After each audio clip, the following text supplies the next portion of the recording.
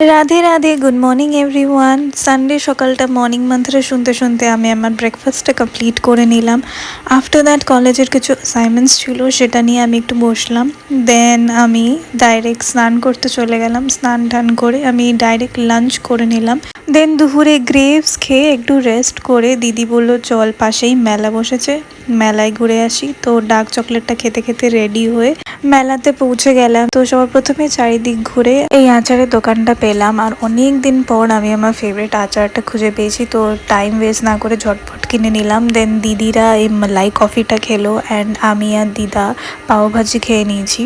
মেলায় আসবো আর নিমকি কিনবো না, এরম কি কখনো হয়? তো ঝটপট করে নিমকি কিনে আমরা বেরিয়ে পড়লাম বাজার করতে। কিছু ফ্রুটস কিনে নিলাম। দেন পাশেই একটা ফেমাস দই বড়ার দোকান ছিল। তো দিদি বলল চল, তুই কখনো খাসনি, let's try it. And this was the first time I was trying it. সত্যি কথা বলতে আমার খুব একটা ভালো লাগেনি, বাট দিদির জন্য বলতে হলো। দেন টোটো ধরে আমরা বাড়ি চলে আসলাম। অনেক কিছু কেনাকাটি করেছি, পরে একটা শর্টসে নয় দেখাবো। ওকে।